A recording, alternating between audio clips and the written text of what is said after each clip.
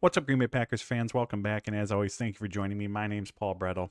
Today, we're here to discuss my 4 key things to watch for as the Green Bay Packers take on the New Orleans Saints at Lambeau Field on Sunday, along with some additional final thoughts that I have on the matchup. But first, hit like on the video, hit subscribe on the YouTube channel. I do greatly appreciate it. You can follow me on Twitter at Paul_Brettel, and you can find all my work over at Packers Wire. So let's dive in. As I said, my 4 key things, 4 big items to keep our eyes on as the Packers-Saints matchup unfolds on Sunday. First up, how do the Packers' young receivers fare against an aggressive Saints secondary?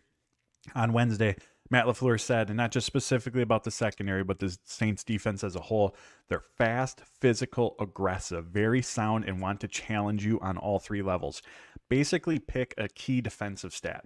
Points per game, third down rate, red zone rate, takeaways, pressures, you name it. The Saints are probably among the best, or at least in the top 10. They've had a very, very good start to the year from a defensive standpoint, and that aggressive secondary is absolutely going to challenge, both in terms of from a difficulty level, but also actually challenge at the line of scrimmage, being aggressive, these Green Bay Packers receivers. LaFleur even added to that comment that he's talked to his receivers, his pass catchers, about being prepared for that, being prepared for the Saints cornerbacks, safeties to grab, to hold. That is their style of play. They are very, very aggressive. And that can be a challenging aspect, especially for young receivers. Look back at the 2022 Green Bay Packers, rookies, Romeo Doubs, Christian Watson. The Packers struggled through the first almost half of the season to really push the ball downfield. The trickle-down effect of that is that opponents weren't fearful of getting beat over the top, so they played closer to the line of scrimmage, shrunk the field, condensed everything, and challenged the Green Bay receivers at the line of scrimmage, were physical with them. And we saw Dobbs, we saw Watson struggle when in those situations at times to get off the press coverage, to create separation in those instances. And that isn't only a Romeo Dobbs or a Christian Watson thing. Again, that's young receivers. That's part of the transition from college to the NFL that comes with a potentially steep learning curve in many instances. And so the Saints are absolutely going to apply that pressure to the Packers receivers on Sunday. So how do the Packers go about combating that? Step one, as always, a strong run game. It's going to not bode well for this Packers offense if they continue to struggle on the ground. It puts them behind the sticks, puts them in predictable passing situations. Again, that's very favorable for a defense, especially an aggressive one like New Orleans. And as Jordan Love said on Sunday, with the Packers' inability to find success on early downs against Atlanta, it allowed the Atlanta defense to do the dictating. They were able to find favorable matchups and able to, in an aspect, control the game in that regard. It becomes very difficult to move the ball through the air when you're constantly playing from 2nd and 8, 3rd and 7s. On the flip side, if you're able to find consistent success on the ground game and you're in 2nd and shorts, 3rd and shorts, it opens up the passing game. It opens up the playbook for Matt LaFleur as a play caller, puts the advantage back in the offense's hands. So step one to combating that Saints secondary, it's going to start on the ground game. Number 2, utilizing pre-snap motion. It can create free releases for the Green Bay Packers receivers. We saw that on the Dontavian Wicks touchdown against Atlanta. He motioned across, never stopped running as the ball was snapped, was able to get up on the cornerback very quickly, created separation to make the catch, broke a tackle, and found the end zone. That element's going to be important. Also, what motion does is it forces the defense's hand a little bit. They, to a degree, have to tell what their coverage alignment is in order to make adjustments. And it more forces them to make last-second adjustments and one on the fly. Again, and a potential advantage for the offense. Third thing this Packers offense has to do is continue to utilize their versatility. They've been excellent at this through 2 games, different personnel groupings, asking guys to fill a variety of roles. That keeps defenses off balance, guessing, gets guys in space, creates mismatches. So all of that's going to be important. And then for Jordan Love, he's shown through these 2 games and over the summer that he has the ability to throw guys open. They were incomplete passes, but there were some incredibly impressive throws against Atlanta. The corner route in the end zone to Dontavian Wicks, the pass to Samori Toure at the end of the game that was incomplete. I mean, those are passes into really tight windows. So Love may have to make those type of plays on Sunday, but he's shown he has the ability to do so. Also the ability to ad-lib and create on his own. He's also going to have to take care of the football because the Saints defense will take advantage of any errant throws or passes into areas where the ball shouldn't be going. So he's going to have to be disciplined, which again is something he's been really good at. One of the more encouraging aspects of Love's performance so far is his ability and willingness to push the ball downfield, to throw the ball into tight windows, but not put the ball in jeopardy. If the throw's not there, for the most part, he knows to continue going through his progressions and is comfortable taking what the defense gives him. So all of those aspects are going to be important for the Packers to combat, again, what is an aggressive Saints secondary. Second thing to watch for: what does the offensive line configuration look like, and how does this unit hold up against the run? So David Bakhtiari is questionable for Sunday's game. I'm guessing the case is, as it often is they're going to give him up until game time, see how he's feeling, and they'll make the decision from there on whether or not he's ready to go. If he can't go, I feel it's fairly safe to assume that at left tackle we are going to see Rasheed Walker again. However, we do know that Elton Jenkins is not going to be playing. He suffered an MCL sprain against Atlanta and has already been ruled out. Some positive news: he did tell ESPN's Rob Demoski on Friday that he does not anticipate that he will have to go on IR. So hopefully a short-term injury, but for the Saints game, the Packers are going to be without Elton Jenkins at left guard. And of course, that's the big question. Who do the Packers fill that spot with? They have a couple different options that they can go. I went into more detail in an article about this, weighing the pros and cons behind each of those moves, but I'll boil it down to kind of what I think the two most likely options are. Number one, they're either going to have Royce Newman or Sean Ryan battle it out during practice this week, and whoever they feel is best fit is going to be starting at left guard. Everyone else on the offensive line stays in their respective positions. Second option, you move Zach Tom over to left guard, and then either have Yash Nyman or Rasheed Walker take over at right tackle. Now, if the Packers are, we always hear Matt LaFleur talk about got to put the best five out there, If that's truly their intention, then Zach Tom at left guard, and then either Walker or Nyman, depending on Bakhtiari's availability at right tackle, that's probably the Packers' true best five. However, I don't think that's the route they're going to go. Zach Tom is a better tackle than a guard. He's been excellent, especially in pass protection at right tackle, at a premier position in this game. And I don't think moving him is the right decision. And so ultimately, I think what the Packers are going to do are go with either Newman or Ryan at left guard. That also allows for continuity along at least along the right side of the offensive line, with Myers, Runyan, and Tom staying in their positions that they've been at throughout all the summer. And continuity along the offensive line is a very, I think, underrated aspect of times, but a very, very important one as well. So even with injuries taking place, that option at least creates the least amount of movement that the Packers have. Now, having said all that, they've absolutely surprised us before. For all we know, we see Rasheed Walker at left guard. Again, not something I'm banking on, but again, they've surprised us before with their offensive line configurations. But if I had to guess, had to take a swing, I think they're going to go with either Newman or Ryan at left guard and then keep everyone else in their same positions. So now to the run game aspect of it. As already alluded to, as you guys know, run game has not been good through the first two games of the season. Against the Bears, they averaged 2.9 yards per rush. Against Atlanta, I believe it was 3.1 yards per rush. They've just not been able to get going. And as I mentioned earlier, that inconsistency on early downs has a negative trickle-down effect to the rest of the offense, puts this unit in predictable passing situations. And regardless of whether you have a first-time starting quarterback, young receivers or not, for sustained success, that's not a recipe for success. So Packers have to be better in that capacity. Matt LaFleur said earlier in the week, they are looking at the run game, every aspect of it, under a microscope. And it's not just the offensive line. It's not just the running backs. But it's all 11 guys have to be on the same page and have to be better in that regard. Those toss plays, outside zone runs, they're going nowhere right now for this Packers team. They have to be better in this area if the offense is going to find, consistent success moving forward. So definitely something to keep our eyes on. And this is a Saints defense that is allowing 4.4 yards per rush to running backs this season. And from a pass rush standpoint, they rank 14th in pressure rate. So again, what's the Packers offensive line look like, and can they finally get going on the ground? Because it's going to be really important that they do.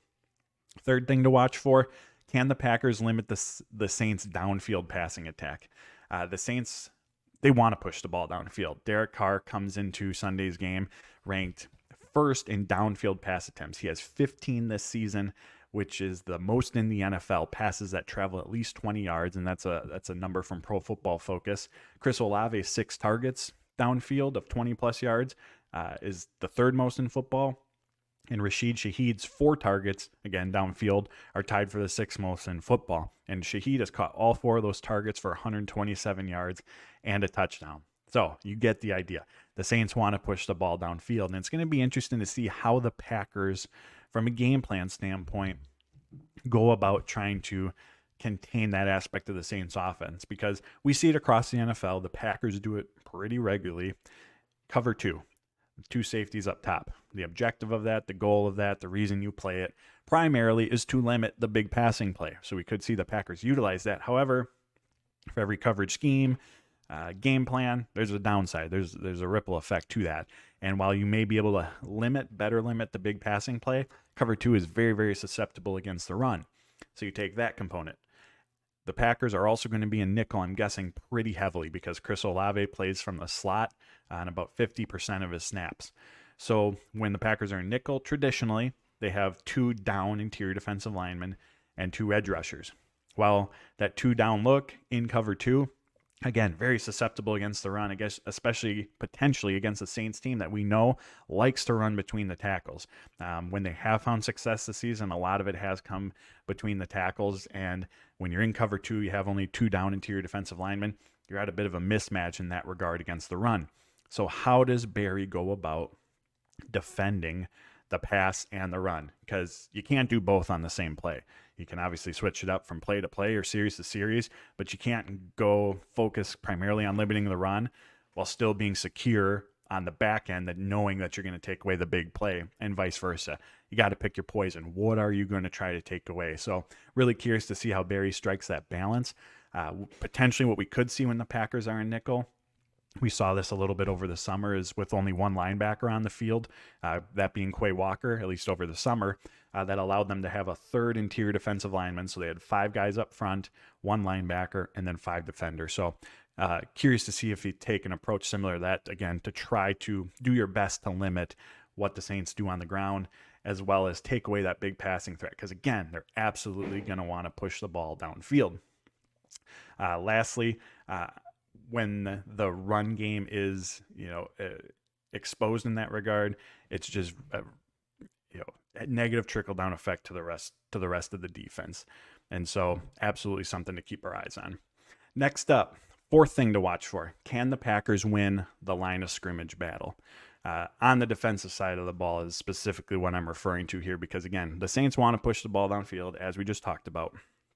And on those longer developing routes, that means the quarterback has to hold on to the ball more often, and that could lead to an opportunity for the Packers to get after Derek Carr. We just talked about earlier, how did the Packers combat the Saints' deep threat or willingness to push the ball downfield? Getting pressure on the quarterback is another great way, and the opportunity should be there. The Packers come into week 3 leading the NFL in pressures created. The Saints offensive line, meanwhile, ranks 26 in PFF's pass blocking efficiency, 28th in ESPN's pass block win rate, and they've given up 8 sacks already through 2 games. Left tackle Trevor Penning, center Eric McCoy account for about 60% of the Saints' total pressures created.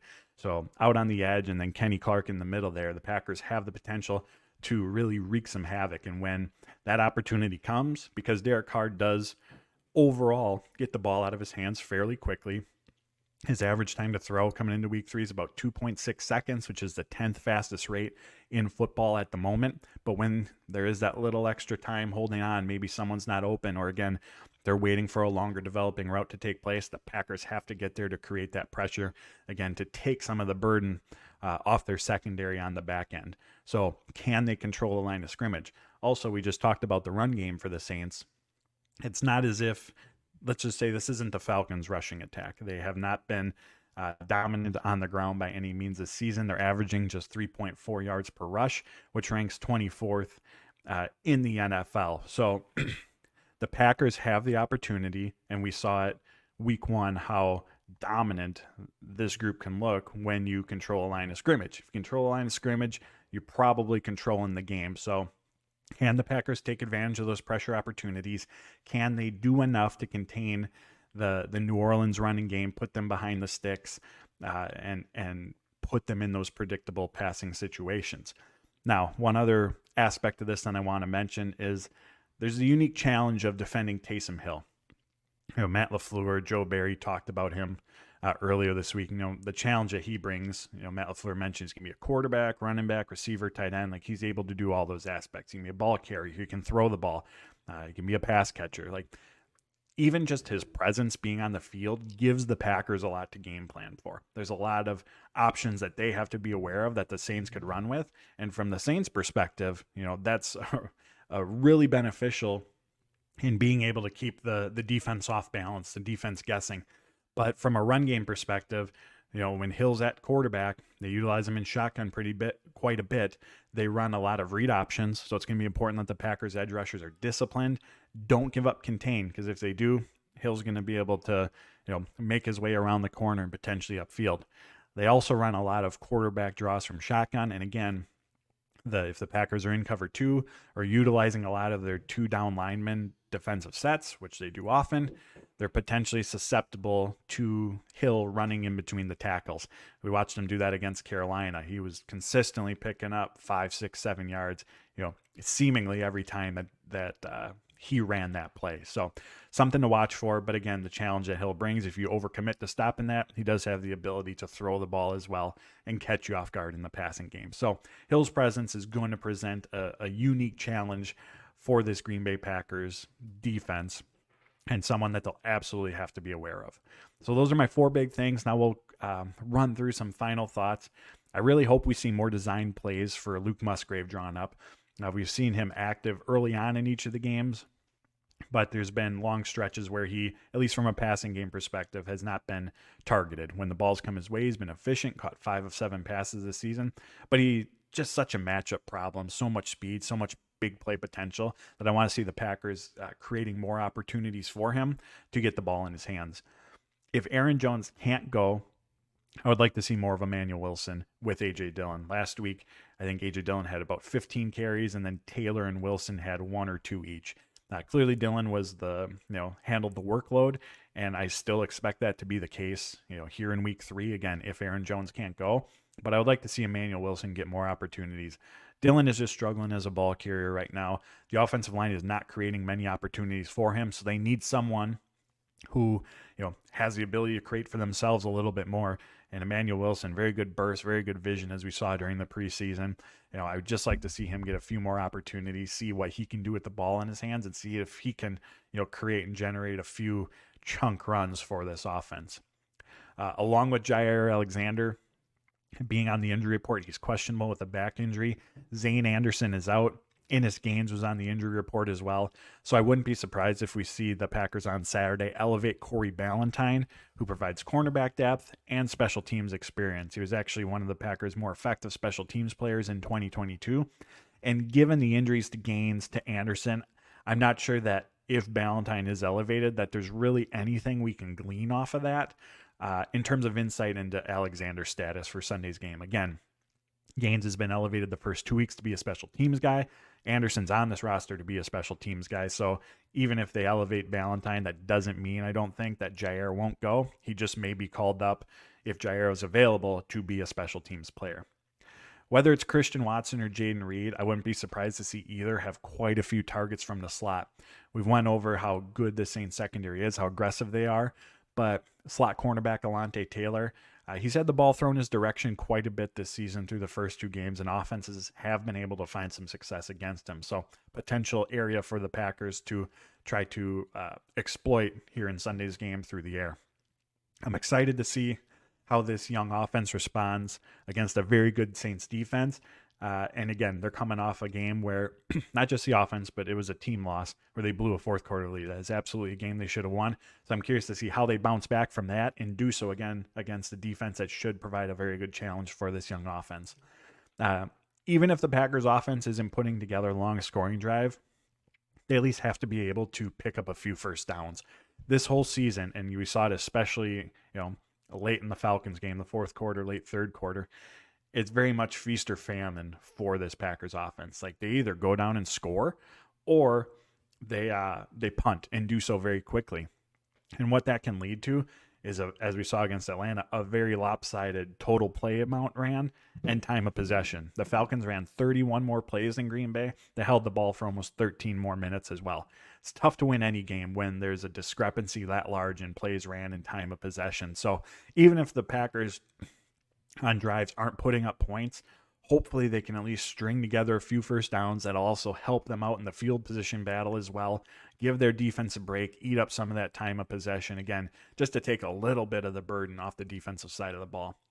The Saints special teams unit in football, and in a game that I think is going to be close, could be ugly at times, a lot of punts back and forth. That special teams aspect of it, of course, making field goals, capitalizing on extra points, but from a field position standpoint, limiting an opponent's return abilities on kick and punts, pinning them back in their own part of the field. Those are really, really important aspects, especially in potentially lower scoring, close games in terms of how much weight they carry in deciding the outcome. So something to keep our eyes on as well.